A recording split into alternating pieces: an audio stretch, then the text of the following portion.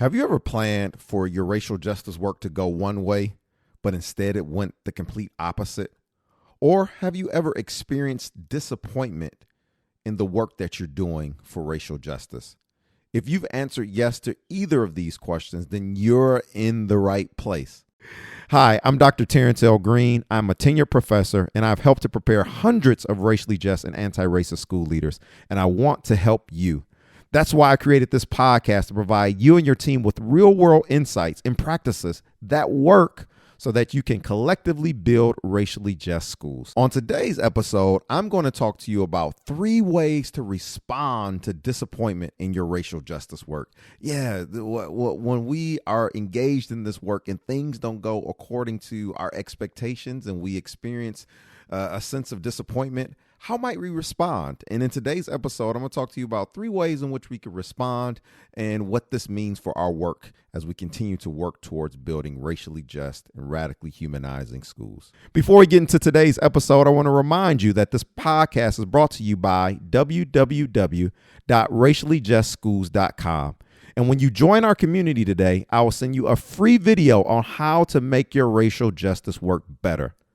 I'm excited about you joining the community, and I look forward to meeting you. And now for today's episode. I hope you enjoy it. Let's go! You're listening to the Racially Just Schools podcast, the show that provides resources to help you and your team build racially just schools. Now, here's your host, Dr. Terrance L.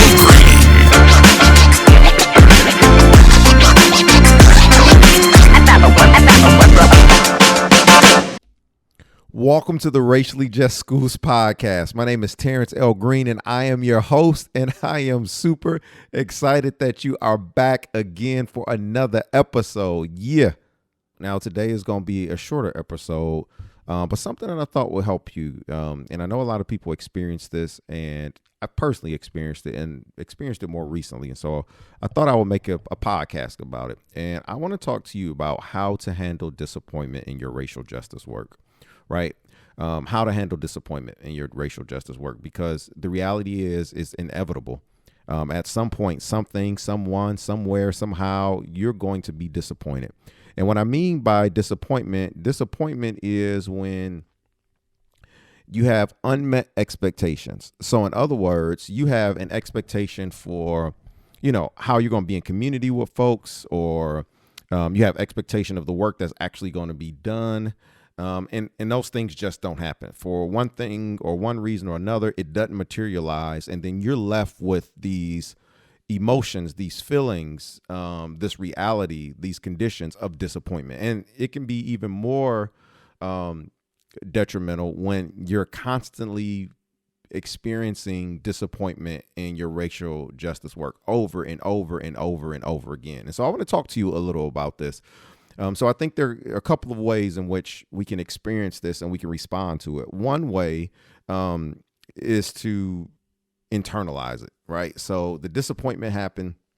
The people didn't do what they say what they were going to do. The organization flip-flopped, they gaslit. What you said, that what the pursuits were ended up changing. At first, it was going to be about racial justice and helping Black students and confront anti-Blackness and structural anti-Black racism, and then it got watered down to diversity, and nobody said anything about it, and they're all happy and everybody's cheering, and you're like, well, no, that's not what we said, and you become like disappointed. So one of the things you can do is you can internalize it, right? And so the thing about internalizing these disappointments is that they start to eat away at you, right? When you internalize them, they can eat away at you mentally, spiritually, psychologically, emotionally, but also physically, right? I know a number of people who have been in toxic work situations, and it's taking a toll on their physical health.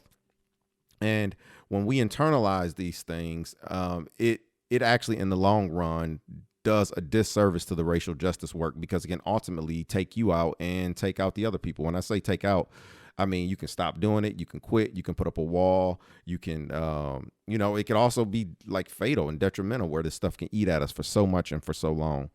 The part about the internalizing is that you can internalize it so long that you can start to indulge in it, and it can make you callous, and it can make you put up walls, which in some ways, you do need to not let certain things and certain people in that are going to continue to disappoint you, particularly if they're doing this work in a performative way.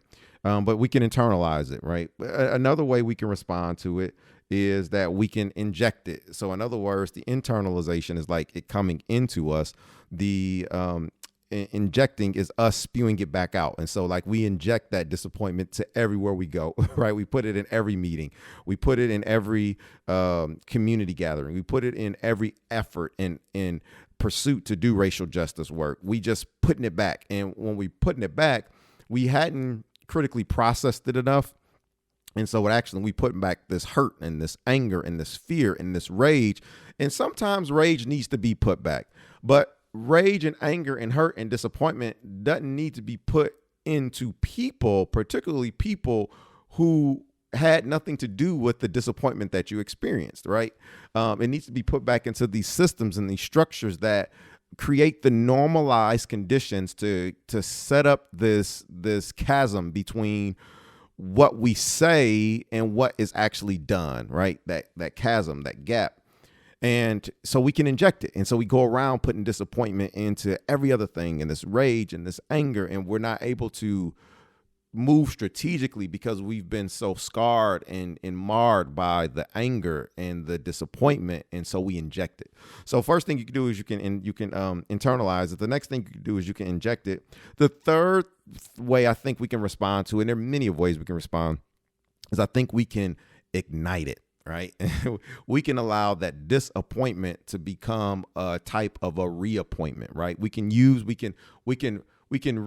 and transform the power of disappointment and use it as a constructive force to build something anew and something afresh. And whether that building of anew is building new relationships and new community, whether that building of anew is building new curricula, is it building new pedagogical strategies? Is it building new partnerships with families and with communities, particularly ones who are Black and racially minoritized? What does that ignite, right? And so what we could do is we could take the disappointment and we can realize and learn from it and be like, you know what, that is not how I'm going to move the next time, right? And so we can allow that we can fan the flame and allow it to get bigger and allow it to ignite us into a constructive force of racial justice, right?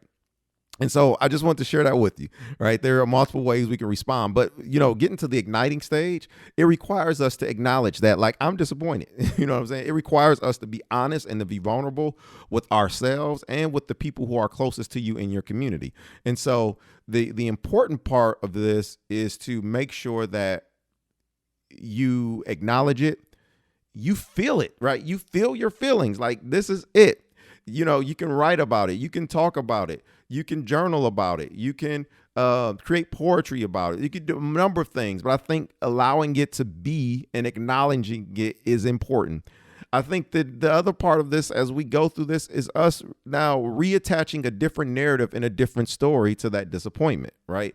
How do we detach these destructive narratives to disappointment and then retach a constructive narrative to disappointment, right? So part of it could be like, this disappointment is, it sucks. I wish it wasn't this way, but I'm now going to realize that this is a part of the human experience. This is a part of the racial justice experience. This is a part of doing work around racial justice in a system that's built on settler colonialism, in a system that's built on anti-Blackness and anti-Black racism, on a system that's built on white supremacy. This is part and parcel of it. And we can create another world where the default setting is not disappointment, right? And so how do I think about reassigning that disappointment into a reappointment and reappointing my expectations, reappointing my hope, reappointing my dreams, reimporting the fire and the passion that I have for this work in some very productive ways? So I just want to jump on and share that with you. I hope you find it useful. I hope it's something that you can reflect on. I hope it's something that you can even talk to folks in your team. Maybe it's folks in your school, in your district, on your grade level team, or it's families or communities, whomever you're in community with. It may be in with youth, whomever it is, right? It may be with yourself, right?